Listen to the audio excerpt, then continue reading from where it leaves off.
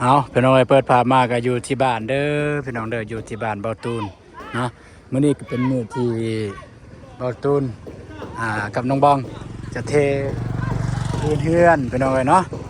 เอาทักทายสวัสดีแล้วก็สวัสดีพ่อแม่พี่น้องหมดสุขสุขคนเด้อพี่น้องเด้อการยินดีต้อนรับ2เอาตูนชาแนลเส้นเก่าเส้นเคยพี่น้องเนาะเอาสำหรับคลิปวิดีโอนี้ก็เบาตูนอยากจะมาถ่ายให้พี่น้องได้เบิ่งพี่น้องเพราะว่ามื้อนี้เป็นมื้อที่เบาตูนกับน้องบองเทพื้นเฮือนเด้อพี่น้องเด้อแล้วก็เบาตูนก็ได้เอิ้นหมู่คู่น้องนุ่งญาติพี่น้องมาซอยค่อนข้างว่าคนหลายมื้อนี้พี่น้องเอ้ยมาซอยเทพื้นเพราะว่าการเทพื้นนี่มันต้องใส่มันต้องใส่คนจำนวนหลายมันจึงแล้วไวพี่น้องเทคนใดคนหนึ่งมันก็ใส่เวลาเพราะฉะนั้นต้องได้ใส่หลายคนมาเทพี่น้องเนาะแล้วก็สำหรับใน1วันมื้อนี้ก็ติดตามเบิ่งเลยพี่น้องนะเบาตูนก็สิถ่ายเป็น EP เป็นไลฟ์คลิปเอาพี่น้องเอ้ยสิถ่ายพี่ให้น้องได้เบิ่งแต่ว่าคลิปนี้ก็สิถ่ายพี่น้องให้ได้เบิ่งว่าทางทีมงานเฮ็ดจังไดแน่พี่น้องเนาะเบาตูนก็สิอัปเดตไปเรื่อยๆเด้อพี่น้องเด้อนี่ก็เบาตูนได้สั่งซื้อทรายพี่น้องเอ้ยได้สั่งซื้อทรายเพราะว่าทรายบ่พอคันที่ใส่ทรายนั่นว่ายังอยากโบกอยู่ก็เลยสั่งซื้อทรายนี้คาดว่าแห่เนี่ยน่าจะพออยู่แห่เนี่ยบ่ได้ยุ่งยากหลายแห่เนี่ยน่าจะพอนี่แล้วก็ตอนนี้มันตุนกำลังโทรสั่งปูนแดงพี่น้องปูนแดง2 ต้นนี่พี่น้องเอ้ยคนลายดิพี่น้องเนาะคนมาลายพี่น้องเอ้ยนี่แล้วก็ได้เสาโมตั้งปุ๊เราตามมาแบบมือไอ้สันกันแล้วแต่มากันไอ้ภาษาที่เบียมันไม่เลือกตั้งจริงเหรอเป็นงานเข้าอีปอกกระตาปิ๊บไปหมอเลยย่าภาษาใกล้เงี้ยเนี่ยอามาได้อยู่มาลายอยู่พี่น้องเลยคึกคืนที่จริงประตูนก็ได้บอกลายคนนี้ได้พี่น้องแต่ว่าบางคนกับบ่ทันจะบ่ได้มาบางคนทันกันมา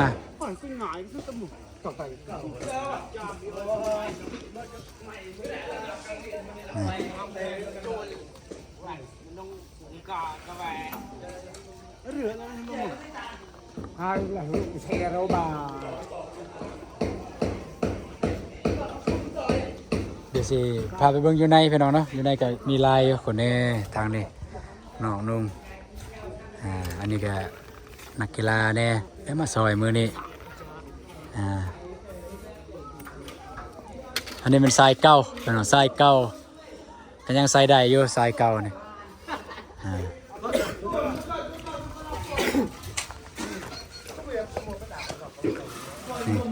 นั่นได้ปั๊บพี่น้องเลย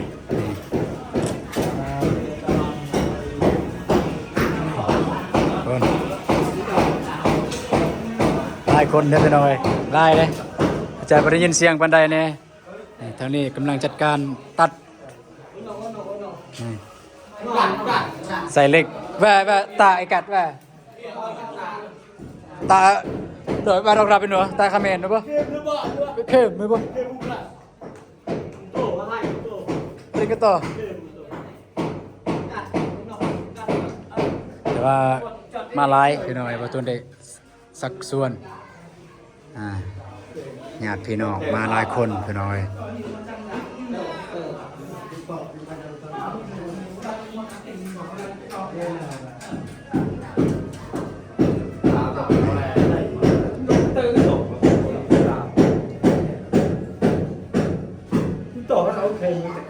กระเจ้ามันยาหันกะตาบาร์70 เมตรรวมโอนก25อันโต50กุโปอันโต50ผมเป็นเค็มหรือหวานเค็มมันเลยแปลกเหมือนนี่อยู่ซื่อๆพี่น้อย ไอ้จับไม่ได้บอกเปลี่ยนแล้วเรากัน พี่น้องเราให้น้องนี่ก็ไอ้น้องไอ้ปรับแล้วปรับเพราะว่าได้ใส่เพราะว่ามันอยากเปียกแน่แล้วก็มันอยากเลิกแน่บัดอันมาเบิ่งมากดคืนมันเลิกโพดทางน้องๆได้ขุดมื้อนั้นครับต้องได้ตัดนี่พี่น้องเนาะแล้วก็ทางนี้ก็นี่ทางนอกเนี่ยยังบ่ทันได้ปรับแบบให้มันละเอียดแห้งพี่น้องเพราะว่าจักหน้อยนั่นแหละโอ้ทางสร้างมวลเพิ่นก็กำลังดำเนินเวียกของเพิ่นนี่เด้อบัวเพิ่นพี่น้องเนาะบัวสร้างมวลเพิ่นเบิดสำนี้แล้วพี่น้องเนาะสำนี้แหละนี่มาตูนก็ตื่นแต่เช้าๆมื้อนี้พี่น้องเอ้ยสบายดีเด้ออ้ายเด้อกินข้าวแล้วบ่ไปหากินข้าวกินน้ำก่อนได้ทางอ้ายเพิ่นลุกแต่เช้าผู้ตูนลุกมาเนี่ยบ่เห็นแล้ว นอนหลับฝันดีอยู่บ่เมื่อคืนนี่ ปันดิ รั กโคตรจนทำเลย ประเดี๋ยวไอ้มวนเพิ่นบ่หันนอนผู้เดียวจังนี้ก็เลยขึ้นไปนอนอยู่เฮือนอยู่ในบ้านฮั่นพี่น้องเอ้ย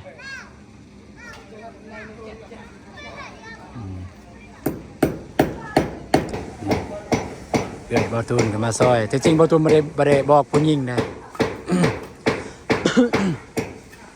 บ่ได้บอกผู้หญิงแบบไอ้น้องหญิงตูนบ่ได้บอกเพราะว่าเป็นเวียกนี่เป็นเวียกของผู้ชายตูนก็เลยบอกแต่ผู้ชายมาอยู่นี่เด้อพี่น้องเด้อมันมีไอ้น้องทางแม่ไอ้น้องทางพ่อแล้วก็ตระกูลอันนี้2คนนี่มันตระกูลอันนี้ตระกูลบ่ตูนเป็นเกินว่าตระกูลนี่เอื้อยโอ้เด้อมีฮอดกอกดอกกอกเด้อเอื้อย2คนพี่น้อง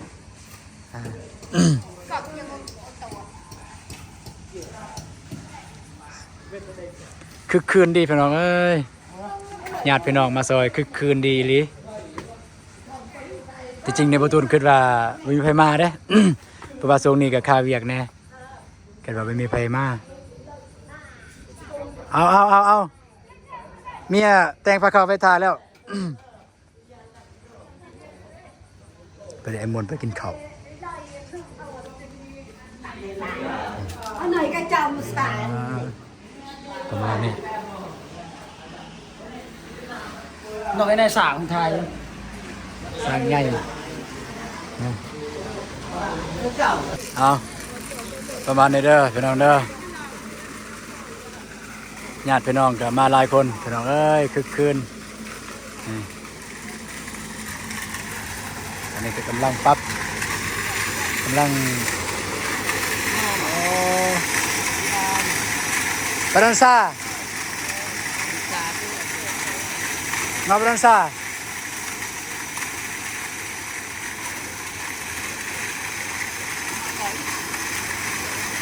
ฮะ250,000มันเป็นไงก็เด็กฮะ250,000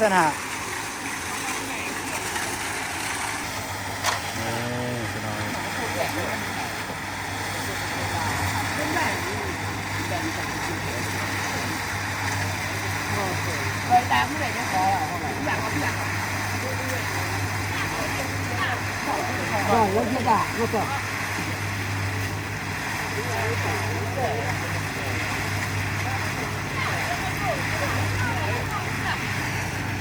กระโต้กับพวกกระโต้คู่ลายเลยพี่น้องโอ้ทางสั่งเนมนี่ก็ยังเล่มทรายอยู่ตรงนี้แต่ว่าลายประมาณได้อยู่30ชีวิตพี่น้องเอ้ยอยู่นี่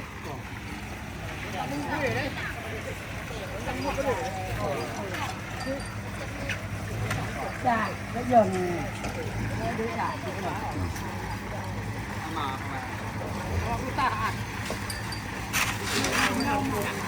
อะไรอย่าง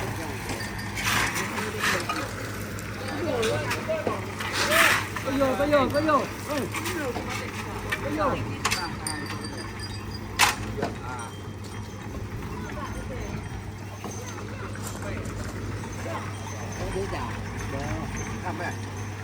จะเป็นงานกระป๋องก็ไม่ได้ด่าที่เบียร์ไม่ได้ไป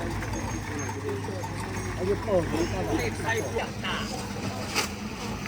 เอาพี่น้องๆอาจจะมีแบบว่าภาพหรือสิ่งเนื้อหาบ่เหมาะสมก็ขอโทษขออภัยเด้อพี่น้องเด้อ เอาแล้วเด็กก็เด็กยายเด็กโตน้องโค ไปเลยตัวเลย แกกันแกกันเจอหาดูกันมันทำมันโต ฮะ แกเราเป็นโต อาจจะสะในจักหน่อยพี่น้องเอ้ยใส่หมูประหยัดแห้งใส่หมูประหยัดแห้งนี่แหละเป็ด 30ก็ได้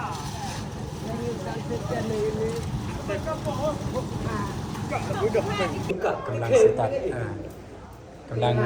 สิตัดเล็กนี่พี่น้องเอ้ยนี่แหละหลายคนพี่น้องเนาะก็ผู้นี้จับนี่จับนั่นหลายคนจับน้อยจับใหญ่พี่น้องเอ้ย เมืองจ่ายนึงไม่ใช่เลย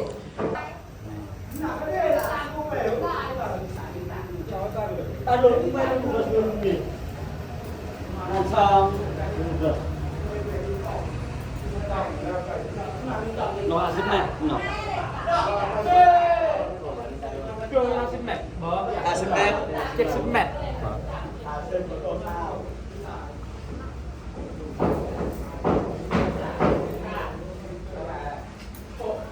ตา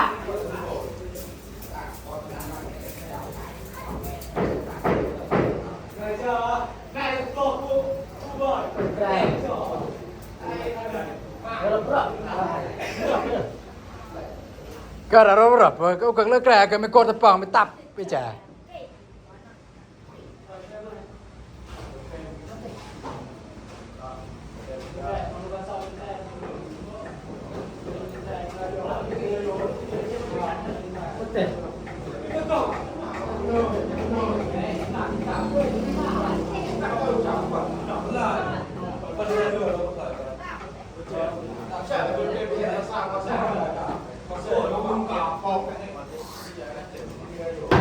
แบนนี่มาจอดท่าแล้วพี่น้องเอ้ย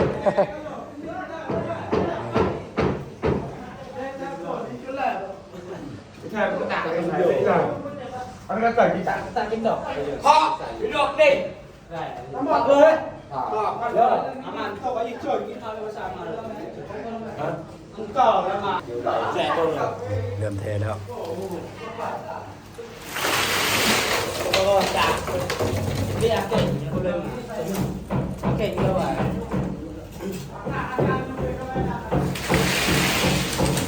เก่งโคตรเลยหมอเด้อไม่ว่าเก่งเยอะว่ะมันเป็นเชื่อมไม่ได้เลย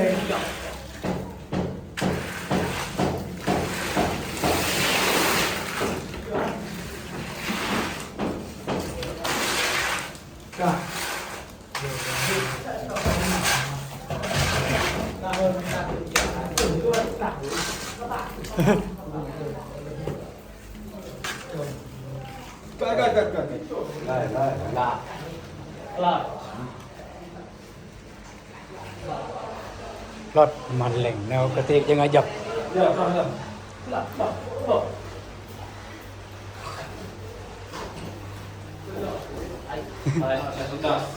เอาว่าดินยังเปียกอยู่พี่น้องเอ้ยมันอยากจะเวลารถอันนี้เหยียบมันอยากจะอันนั้น ใส่ปลาหมาปลาลังจับเราก็อันนี้ยังต่อจับ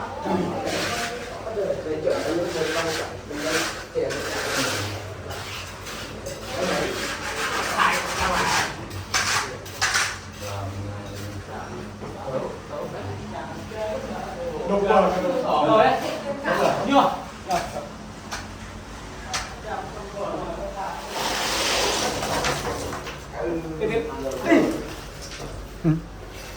ได้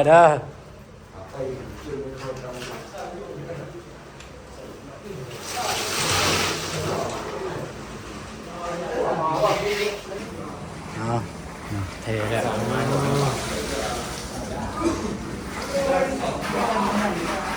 ตอนนี้ก็เกือบว่าสินี่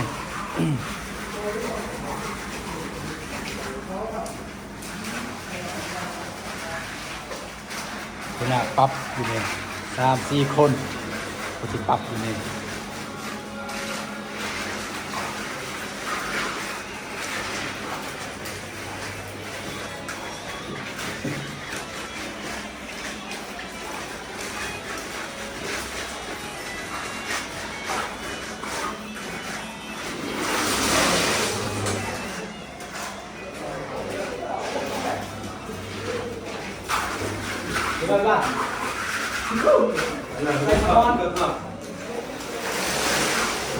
ใส่เรือไปใส่ต่อ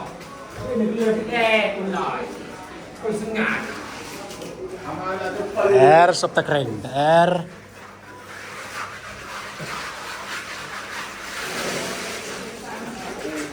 มาเป็นเรือก็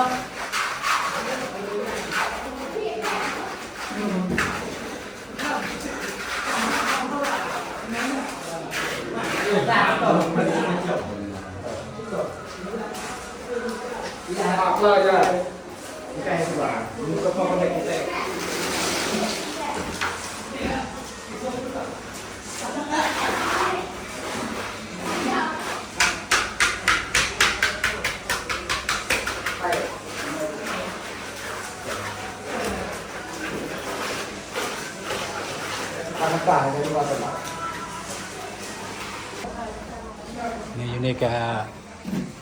กำลังคนปูนอยู่นี่แบบบ่ทาโมเลยไปจรลุกไปจรลุกอันนะไปยึกเต็มกระเพน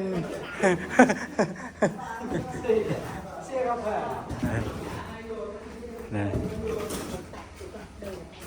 ดอกอันไหนยังตก ตัวนั่นก็อะไร อันนี้กระปกกระเทงใส่กระปุก lửa nem chưa dặnค่ะไหนหนูต่อlửa nemเหมือนกันเบยchọc là bền ดูจอกเอียนนะปะ chọc ông bè lại ดูรัวบอยจอกดูจอกดูดอกจอกดิจอกเดียวสองดอกเด็กเด็กที่มันลงไปการที่cười ăn lửa giờ แค่ลงโคนหรอก chọc có แล้ว vẻ นั่นแต่ว่า จอกไปโคนหายโดย này cho ơn con จีอ่ะ จบกันต่อ ยืนจอกเยี่ยม tổ lại thân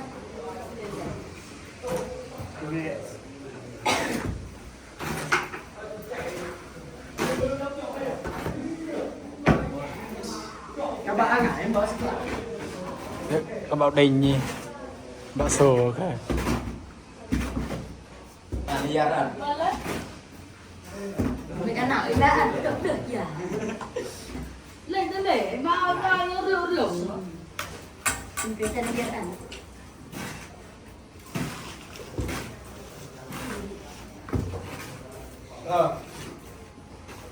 thạc rồi đấy em ạ rồi rồi bừng sai đạp lên đạp bảo lấy cái bên đây đấy bật một tô rồi rượu cái sáp đời xây à แต่อันนี้เวทคานได้ไหมเลยก็แต่อันนี้เวทคานกันแจ มึงก็ปาได้มึงก็ซับหลังหัว ก็ nọ sẹn mà đỏ nghĩ เนี่ยเซน มันเกิดปล่อยเอาเป็นฐานกัน เวทเซนมันเลยกับเนื้อกับมันเลยส่วนแทกกับกระดาษให้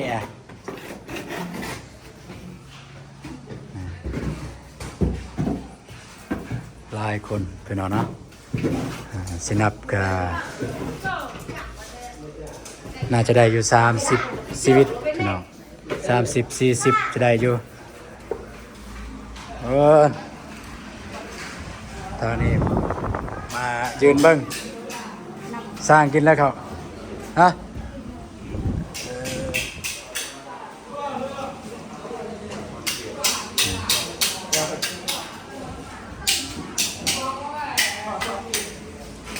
เบิ้งด้านนี้โอ้อยู่ในปูแล้วพี่น้อยปูแล้วมันจะเทเลยเทอย่างเดียวเลยปูแล้วมันจะเทเลย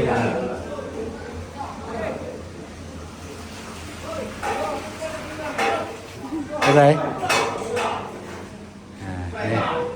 มาเบิ่งจังหน่อยก็ปรับทางนอกนี่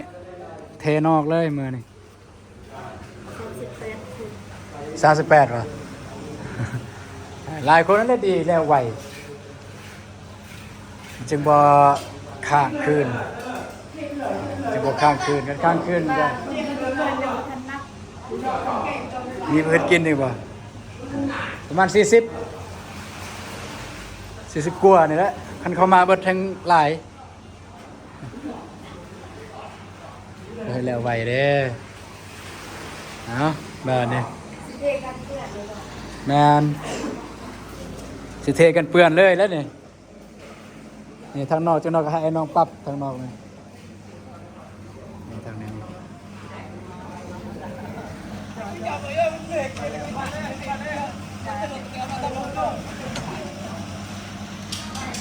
ว่าคนลายมาลายพี่น้อย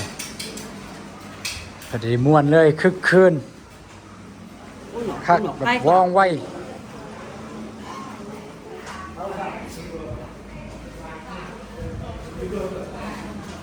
มาดอดเลยจริง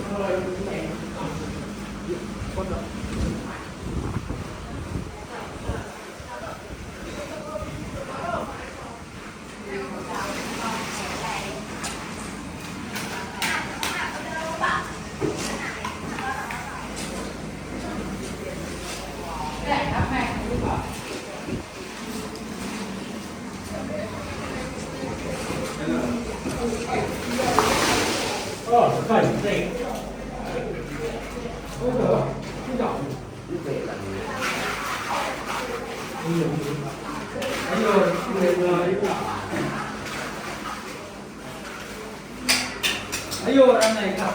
ไว้อะเขาเป่าอายุตาแต่สายเปิดไปเด้อจัดปีขับไล่อะ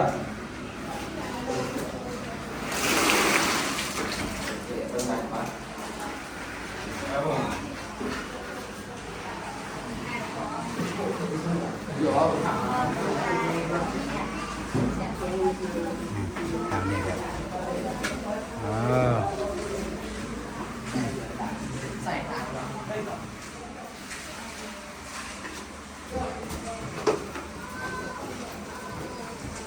ดอกเป็นใบแดงเดี๋ยวหรอกแอนกับตัว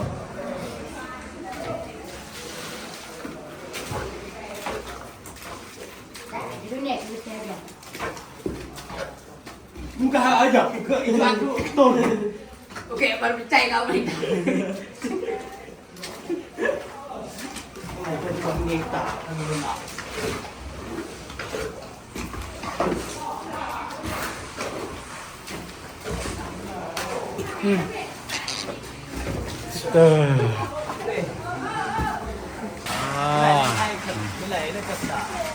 สมบุญเลยไปหน่อยผมเคยเห็นมาก่อนเลย คนมาหลายว่าได้ส่วนมาหลาย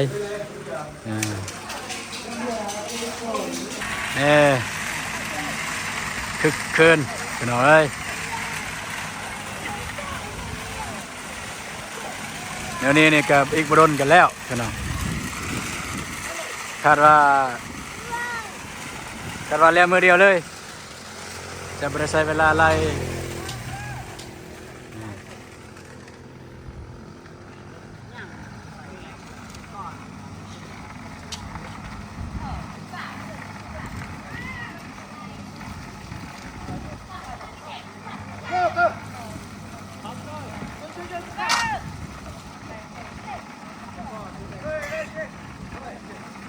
แกล้ส้น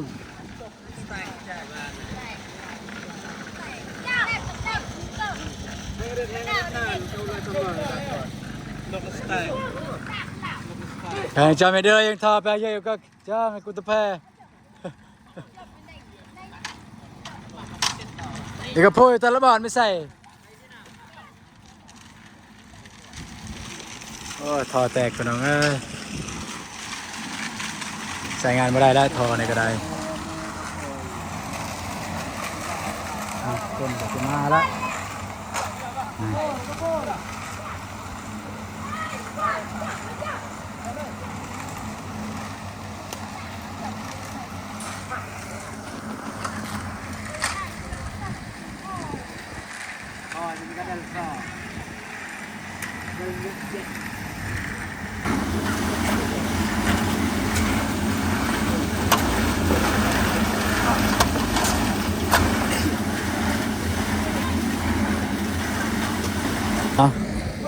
ประมาณนี้เด้อพี่น้องเด้อสำหรับมื้อนี้เนาะก็มาติดตามเบิ่งนำกันว่าจะแล้วหรือบ่สำหรับ1วันมื้อนี้ เอาเพื่อเข้าคือว่าแม่เพื่อเข้าแล้วอยากกดแต่เลยก็เอาไปทำลูกค้าเซลล์ไม่จ่ายแล้วก็ใช้เซลล์อะไรแบบนี้เซลล์งานก็เป็น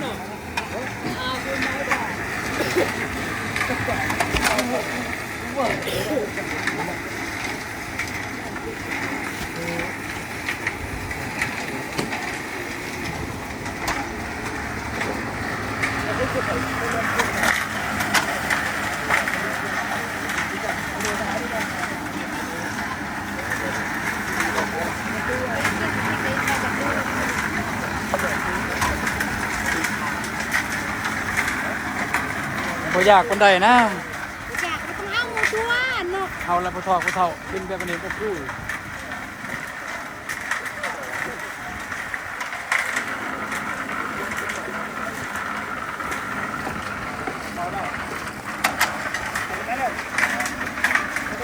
ขี่แต่ง โอ้ยเนาะเนาะเนาะเนาะ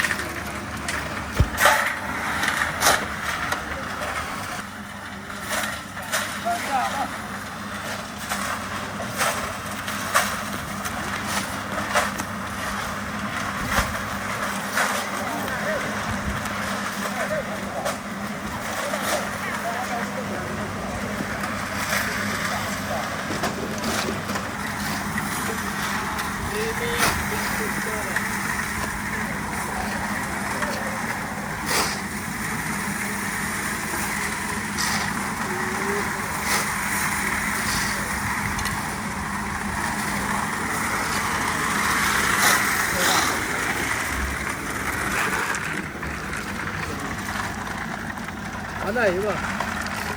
อันไหนเก้าตัดเสีย ฮะ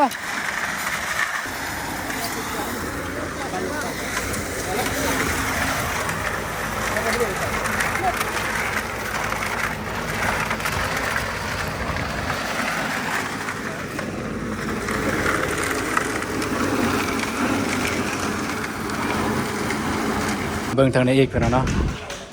อ๋อว่าไวพอสมควร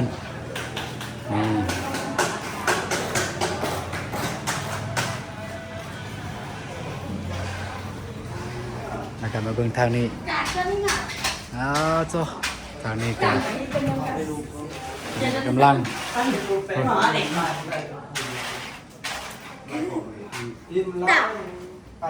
tiêu ngả กูไงเป็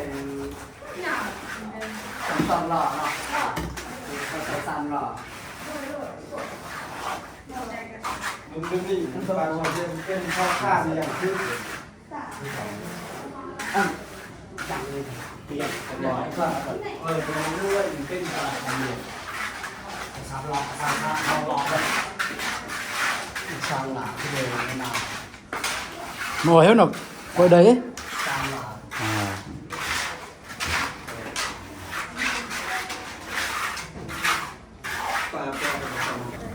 ngâm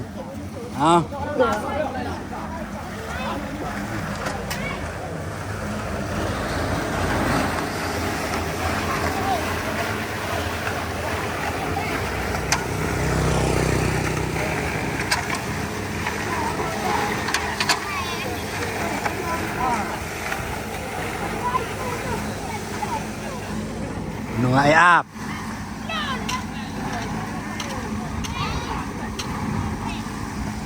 Nih, kira nung.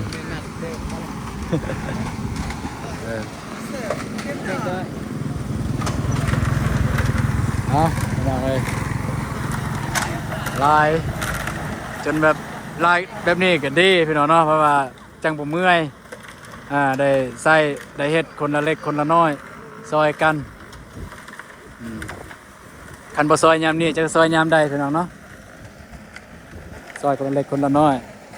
ถ้าเฮ็ดคนน้อยมันก็สิเมื่อยใส่แห้งหลายเพราะฉะนั้นจึงได้เฮ็ด คนหลายจะได้ใส่แห้งน้อยทางสร้างมวลเพิ่นก็ยังเพิ่นยังดำเนินเรียกของเพิ่นอยู่สร้างมวลเพิ่นไปน้องเลยเอาพี่น้องสำหรับคลิปนี้บาตูนก็สิได้จบคลิปเพียงเท่านี้ก่อนพี่น้องเนาะก็บาตูนก็สิถ่ายเป็น EP เอาเด้อพี่น้องเด้อเนาะก็สำหรับ EP นี้ก็รู้สึกว่าบาตูนรู้สึกว่าตื่นตันใจเบิ่งพี่น้องมาก็บ่คาดคิดว่าพี่น้องสิมาหลายเพราะว่าบาตูนไปบอกบอกเพื่อพี่น้องเพราะว่าเพิ่นก็ค่าเวียบอกเพื่อเลยเพื่อบอกเพื่อเลยเพิ่นมาบอกหลายๆคนนะเพื่อคนประมาณนี้สิเพราะว่าช่วงนี้ก็ค่าเวียกแดแต่นี่ก็มาหลายพี่น้องเอ้ยก็รู้สึกดีใจเนาะไปพี่น้องเจอกันใน EP ต่อไปเด้อพี่น้องเด้อก็อย่าลืมติดตามเบิ่งตอนต่อไปเป็นจะได้สำหรับ EP นี้ขอตัวลาไปก่อนสบายดีพี่น้องไปเจอกันในคลิปต่อไป